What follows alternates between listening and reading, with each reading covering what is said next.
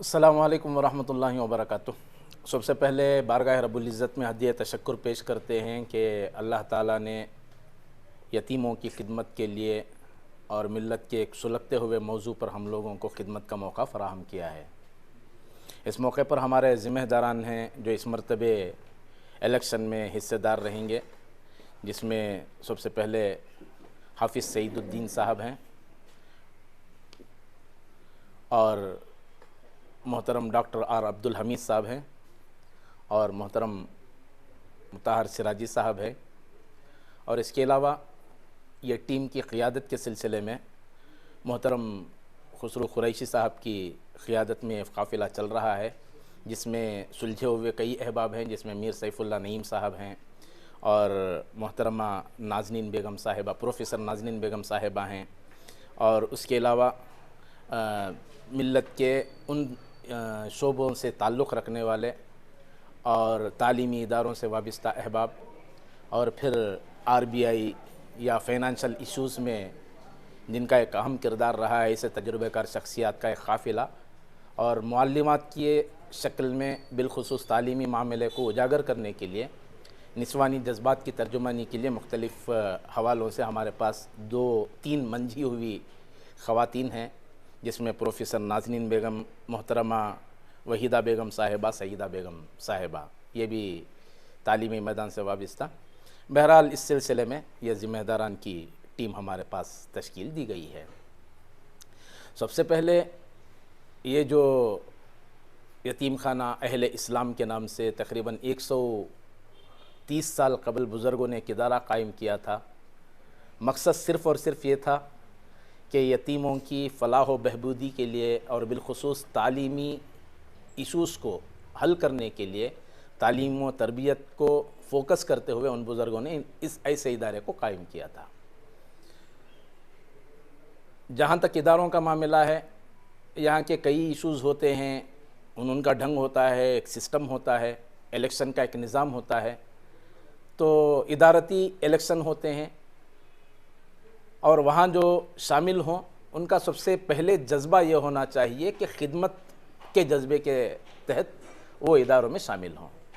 لیکن دیکھا جا رہا ہے کہ ایسے اداروں میں بھی پوری طرح سیاسی الیکشن بنا دیا جا رہا ہے، سیاسی سطح کے طریقے اختیار کیے جا رہے ہیں، مختلف حربے استعمال ہو رہے ہیں، سیاسی ہتھ کنڈے جیسے استعمال کیے جاتے ہیں ویسی چیزیں ایسے اداروں میں بھی تھوپنے کی کوششیں ہو رہی ہیں۔ تو اس سلسلے میں مستقل بہت غور و خوض کے بعد، حالانکہ یہ ارادہ یہ نہیں تھا کہ سیاسی سطح کے ایسے الیکشنوں کے ساتھ ہم لوگوں کی شمولیت ہو، ہم لوگ کنٹرول کرنا چاہ رہے تھے، لیکن بعد ناخواستہ ایسا ماحول بنا دیا گیا ہے کہ ایسے ادارتی الیکشنوں میں بھی ہم لوگوں کو حصے دار بننا پڑا۔ الغرض یتیم خانہ اہل اسلام جہاں کی کارکردگی تعلیمی کارکردگی کے لیے بزرگوں نے قائم کیا تھا، لیکن دیکھا جا رہا ہے ان دنوں زیادہ سے زیادہ ریئل اسٹیٹ کو فوکس کیا جا رہا ہے۔ وہاں ہم نے تعمیرات کا کام کیا، وہاں ہم نے فلاں طریقے سے اس طرح ہم نے مالی ایشوز کو حل کرنے کی کوشش کی، ہم نے اس طرح کا کارنامہ، ایسے باتیں مستقل ہمارے سامنے آ رہی ہیں۔ حالانکہ اگر تعلیمی جائزہ لیا جائے، بچوں کی تربیت کے معاملے میں دیکھا جائے، بچوں کی تعداد کو دیکھا جائے، تو 130 سالہ قدیم ادارہ جسے بزرگوں نے قائم کیا تھا، جہاں کی تعداد ہزاروں میں ہونا چاہیے تھا، جیسا آج برادران وطن کے کئی مٹھوں میں دیکھا جا سکتا ہے، کروڑوں کی ہزاروں کی تعداد ان بچوں کی پہنچ رہی ہے، لاکھوں میں وہ بچے پہنچ رہی ہیں، اسے طلبہ کی تعداد بڑھ رہی ہے، تعلیمی نظام میں سدھار آ رہا ہے، لیکن دیکھا جا رہا ہے یتیم خانہ اہل اسلام میں صرف اور صرف جو ریکارڈ ہمارے سامنے موجود ہے، اس میں صرف اور صرف 370 طلبہ و طالبات کا ہمارے سامنے نقشہ آ رہا ہے۔ تو 130 سالہ قدیم ادارہ، اسے فروغ دینے کی ضرورت تھی۔ بتایا جاتا ہے ہم نے اخبارات میں اعلان کر دیا، ہم نے بتا دیا، تو صرف اخبارات میں اعلان کر دینے سے مسئلے کا حل نہیں ہے، مساجد میں اعلان کر دینا، کیا بنگلور میں یا کرناٹک میں ایسے نہیں ہیں کیا؟ یتیم بچے نہیں ہیں کہ جہاں سے ہم لوگ یتیم خانے سے جوڑ سکتے ہیں؟ ایسے مسائل پر قابو پایا جانا چاہیے تھا۔ انتہائی افسوس کہ صرف 370 تک ان طلبہ کی تعداد کو محدود کر دیا گیا ہے۔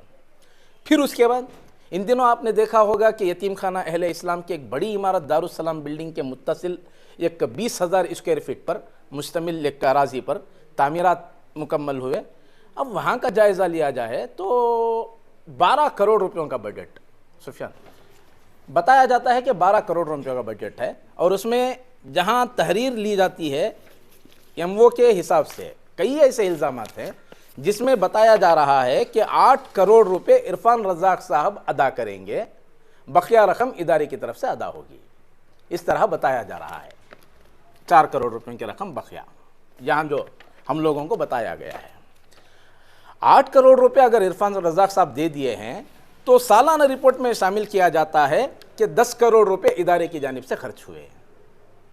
12 کروڑ روپیوں کا بجٹ تھا، 8 کروڑ روپے عرفان رزاق صاحب کے شامل ہیں اور 10 کروڑ روپے ادارے کے خرچ ہو رہے ہیں، تو بقیہ رقم گئی کہاں؟ اس کا کوئی حساب کتاب نہیں ہے۔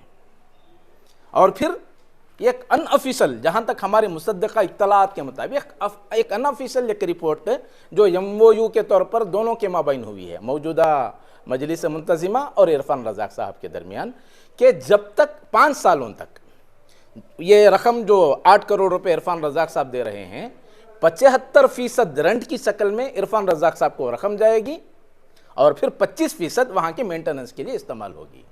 تو 5 سال تک اس طرح کی رقم وہاں ادا کرنے کی باتیں ہو رہی ہیں۔ سوال یہ ہے کہ ان کے ریکارڈ کے مطابق ماہانہ 50 لاکھ روپے یتیم خانے کو موصول ہو رہے ہیں رینٹ کی شکل میں، کرائے کی شکل میں، 45 سے 50 لاکھ روپے۔ اگر اس کا تخمینہ دیکھا جائے تو سالانہ تقریباً 6 کروڑ روپے ادارے کو موصول ہو رہے ہیں۔ 2 سال کا کرایہ بھی اگر شامل کر لیتے ہیں، دیگر عطیات کے علاوہ دیگر جو رقم موصول ہو رہی ہے اس سے ہٹ کر صرف کرائے کی اگر بات کرتے ہیں تو 2 سال کی رقم کو اگر ہم لوگ حساب ڈالیں تو 6 کروڑ روپے تقریباً 12 کروڑ روپے 2 سال کی رقم یتیم خانے کو موصول ہو جاتی ہے۔ تو جب موجود ہے رقم 12 کروڑ روپیوں کی آپ کے پاس، تو پھر عرفان رزاق صاحب کے پاس سے 8 کروڑ روپے لے کر ایم او یو کی شکل میں اس طرح جو باتیں آگے بڑھ رہی ہیں، اس کے کیا معنی ہیں؟ کیوں ہو رہی ہیں یہ باتیں؟ اور ملت کے ان چیزوں کو جب اجاگر کیا جاتا ہے تو سب سے پہلے یہ ٹھپا لگا دیا جاتا ہے کہ ادارے کو بدنام کیا جا رہا ہے۔ تو یہ آواز اٹھانا بھی جرم کیا؟ اس طرح کی باتیں، نمبر 1۔ دوسرا، یتیم خانے کے اندر ایک ایسی اسکول جو تقریباً 60-70 سال پرانی اسکول، اردو اسکول، جہاں کے 19 ایڈڈ اساتذہ تھے، حکومت سے منظور شدہ اساتذہ ان کے پاس سے، آج کے دور میں یہ ایک استاد کو لینا مشکل ہے ایڈڈ ٹیچرز کے نام پر۔ تو افسوس ہوتا ہے۔ بہرحال مختصر یہ سب دیکھتے ہوئے 1 جنوری کے سالار کے اخبار میں 57 صفحات پر مشتمل ایک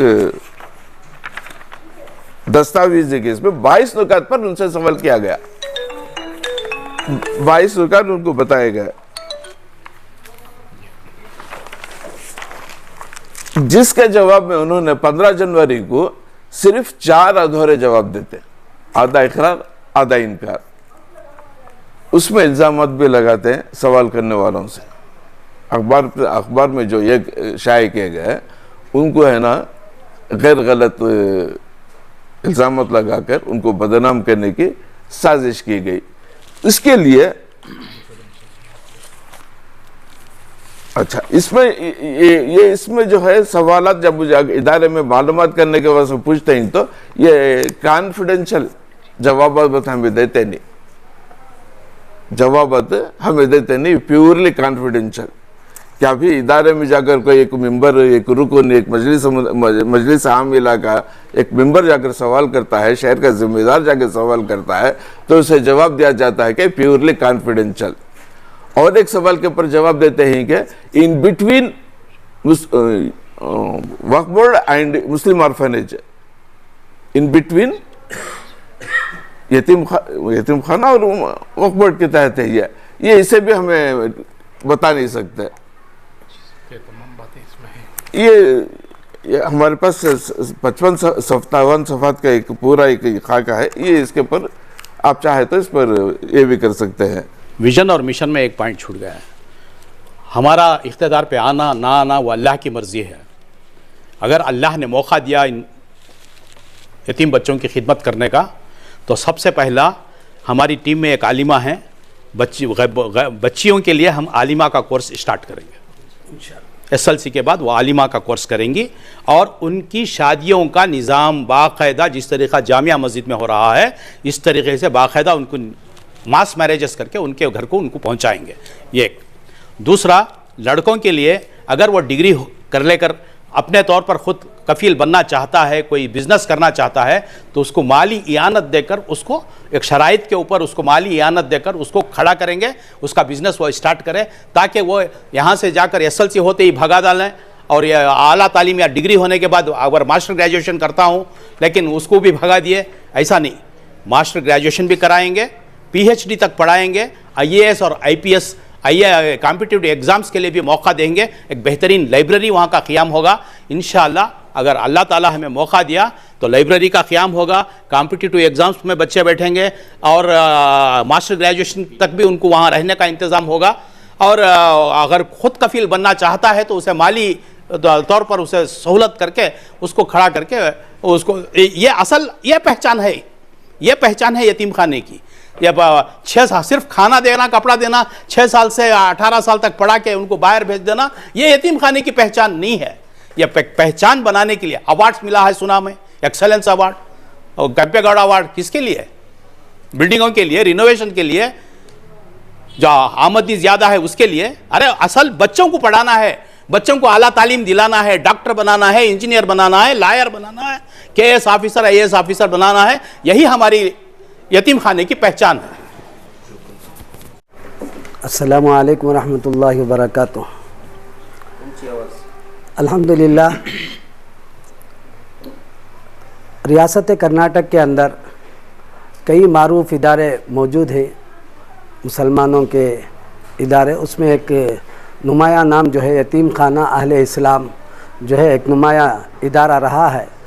الحمدللہ 130 سال ہو گئے اس کو قائم کیے بزرگان دین نے. صرف اس کا مقصد یہ تھا کہ یہاں پر جو ہے مسلم یتیم بچوں کی پرورش ہو، ان کی تعلیم کا انتظام ہو، ان کی تربیت کا انتظام ہو. اس خیال سے یہ ادارہ قائم کیا گیا، اور دور اندیشی کا مظاہرہ کرتے ہوئے بزرگان دین نے ایک بڑی جگہ اس کے لیے وقف کر رکھی ہے. جیسے دارالسلام شفا ہاسپٹل کی جگہ ہے، حسنات کالج ہے، بازو جو ہے خود یتیم بچوں کو پلنے کے لیے ایک بڑی جگہ ہے، وسیع جگہ ہے. آہستہ آہستہ پھر اس کے بعد دوسرے لوگ جو جب وہاں پر آئے، بڑی بڑی عمارتیں وہاں تعمیر کی. 2000 بچوں تک کی تعلیم وہاں الحمدللہ بآسانی دی جا سکتی ہے تمام سہولتوں کے ساتھ. لیکن آپ نے سنا ہمارے ابراہیم نفیس صاحب سے کہ وہاں صرف 370 بچے اب اس وقت موجود ہیں. عمارتیں جب کم تھی تو بچوں کی تعداد زیادہ تھی، جب عمارتیں بن گئی ہیں تو بچوں کی تعداد کم کر دیا گیا ہے. اور جو ہے آپ دیکھ سکتے ہیں کہ ان کی سوچ لوگوں کی اکثر مالدار اس میں جو ہے ووٹنگ کے ذریعے وہاں جاتے ہیں اور بڑی سوچ کے ساتھ جاتے ہیں کہ اس کو صرف مالدار بنایا جائے. بچوں کی تعلیم کی طرف توجہ کم ہے، خاص کر دینی تعلیم میں جو ہے بالکل وہاں کے بچے، باہر کے جو بچے پڑھ رہے ہیں مکاتب کے اندر جا کر، ان بچوں کی بنسبت وہاں پڑھنے والے بچے جو ہے دینی تعلیم میں بہت کمزور سمجھے جاتے ہیں، کمزور ہیں. دیکھو جو ہے تعلیم، اس کے لیے لیپ ٹاپ کا ہم نے یہ سوچا ہے کہ لیپ ٹاپ کے ذریعے سے ہم ان کو دنیاوی تعلیم بھی دیں گے، دینی تعلیم میں بھی آگے بڑھائیں گے، تعداد کی شکل میں بھی ان کو جو ہے آگے بڑھانے کے ہم لوگ جو ہے اب جو ٹیم آنے والی ہے وہ کوشش کرے گی کہ اس کو زیادہ سے زیادہ تعلیمی اعتبار سے، تعداد کے اعتبار سے، ہر طرح سے اس کو ترقی دیا جائے. صرف مال یا پیسہ جمانا یا عمارتیں بنانا مقصد نہیں، بلکہ عمارتوں کے ساتھ ساتھ تعلیم، تربیت، تعداد کی طرف بھی خاص انشاءاللہ توجہ دی جائے گی انشاءاللہ.